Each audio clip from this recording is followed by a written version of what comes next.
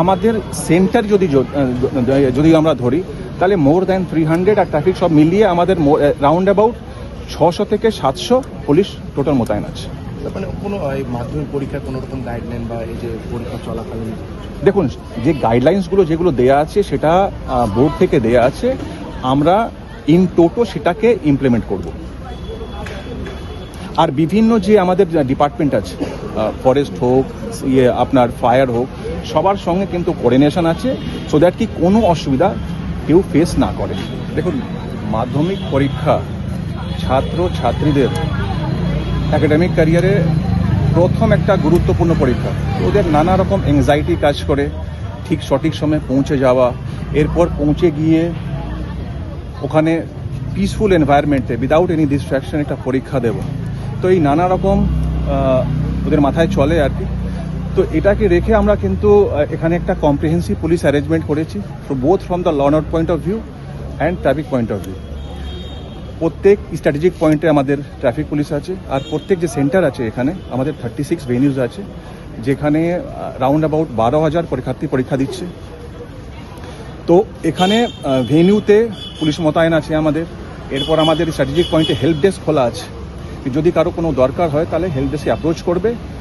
আমরা যদি কোনো অসুবিধার সম্মুখীন হয় সেটাকে আমরা কিন্তু ওটাকে সমাধান করতে পারবো আর কি। এর ছাড়া আমাদের কিন্তু স্পেশাল পরীক্ষা মোবাইল আছে, মোটর সাইকেল মোবাইল আছে।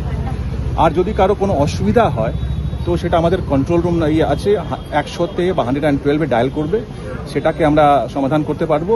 এছাড়া বিভিন্ন ফরেস্ট এলাকা থেকে কিন্তু পরীক্ষার্থীরা পরীক্ষা দিতে আসছে, সেখানে কিন্তু ফরেস্টের সঙ্গে পুলিশের যৌথ প্যাট্রোল আছে।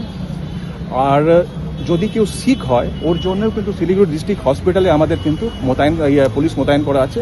ইন কেস যদি কেউ সিক হয় তো ওখান থেকেও পরীক্ষা দিতে পারবে। তো অল ইন অল একটা কম্প্রিহেন্সিভ পুলিশ অ্যারেঞ্জমেন্ট করা আছে। আর শিলিগুড়ি পুলিশ কমিশনার পক্ষ থেকে, সিপি স্যার পক্ষ থেকে সবাই যে পরীক্ষার্থী আছে ওদের আমরা সাফল্য কামনা করি, ওদের শুভকামনা জানাই। মাধ্যমিক তো আমাদের বাঙালিদের এবং প্রত্যেকটা স্টুডেন্টের কাছে জীবনের সবচেয়ে বড় সোপান। আমরাও এই গণ্ডি পেরিয়ে এসেছি, আপনারাও পেরিয়ে এসেছেন। আমাদের ক্যারিয়ারের প্রথম পাবলিক এক্সাম এটা আছে, তো দ্যাটস ভেরি ইম্পর্টেন্ট। এবং তার সাথে সাথে স্টুডেন্টের সাথে সাথে গার্জেনদেরও একটা বিশাল একটা টেনশনের বিষয় থাকে।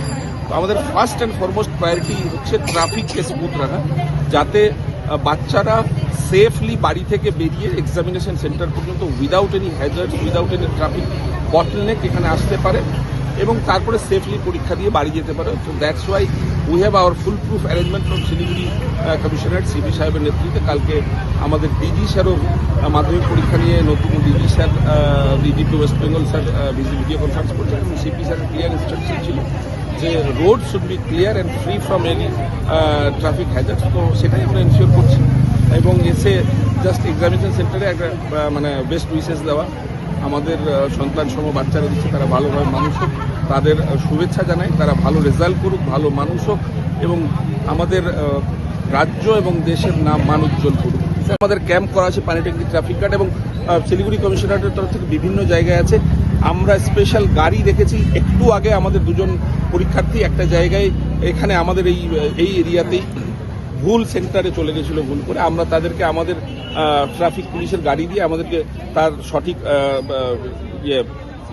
সেন্টারে গিয়ে আমরা ওকে ড্রপ করে আসি এবং যদি কোনো কারণে এমার্জেন্সি হয় পরীক্ষা চলাকালীন, তাতেও আমাদের তরফ থেকে সমস্ত রকম অ্যারেঞ্জমেন্ট থাকবে। অ্যাম্বুলেন্সও আছে, সেই অ্যাম্বুলেন্স। মানে গতবার একটি দেখা গেছিল যে পাইলট টাইপের ছিল, মানে বাইক। হ্যাঁ, আছে আছে আছে, এবারও আছে পাইলট রাখা আছে। দেখুন পানিট্যাঙ্কি ট্রাফিক মানে বেসিক্যালি ওরা কি করবে? পাইলট মানে ফ্রি প্যাসেজ তৈরি করার জন্য, যদি কোনো কারণে এমার্জেন্সিতে কাউকে মুভ করাতে হয়, রোড ক্লিয়ারেন্স হিসাবে ওটাকে পাইলট রাখা। স্যার, আরেকটি বিষয়, যেখানে এখানে দুটো সেন্টার দেখা যাচ্ছে মাধ্যমিক পরীক্ষা, সেখানে সকালবেলা যে প্রাইভেট স্কুলের বাসগুলো সেগুলো আসে পরে অনেকটা সমস্যা হচ্ছে ছাত্রীদের বা অভিভাবকদের এখানে স্কুলের বাইরে দাঁড়াতে। তো আজকেও সকালে সেটা লক্ষ্য করা গেছে। না, ওরা তো সকালেই বেরিয়ে যায়, আর্লি মর্নিং ওদের স্কুল আছে। আর এখানে 11টা এক্সাম আছে। আজকে প্রথম ডে বলে সবাইকে সব বাচ্চারা আগে এসছে। নেক্সট ডে থেকে তো এভরিথিং ইজ সেট, তো আগেই আসবে। আমরা সেটা দেখে নিব যাতে কোনোভাবেই ওরাও স্টুডেন্ট, ওরাও বাচ্চা, এরাও বাচ্চা, যাতে সবাই স্কুলে যেতে পারে সবাই যেন সরস্বতীর আরাধনা করতে পারে, সেটাই আশা করি। আমরা পুলিশে চাকরি করি, তো আমরা সমাজের আগলি দিকটা দেখি।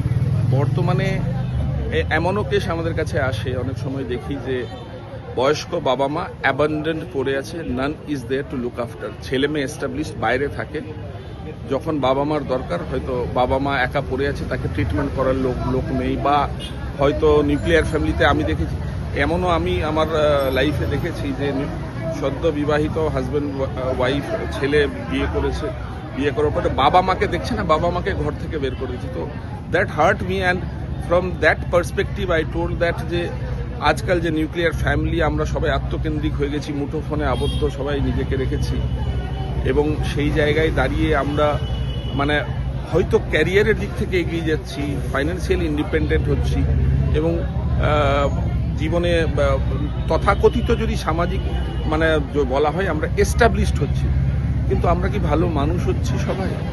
আমাদের পাশের বাড়ির কোনো লোক যদি অসুস্থ হয় তাকে আমরা দেখছি না, রাস্তায় কোনো লোক অ্যাক্সিডেন্ট করে থাকলে আমরা পাশ কাটিয়ে চলে যাচ্ছি, ইভেন আমরা নিজের বাবা মা গুরুজনদের দেখছি না।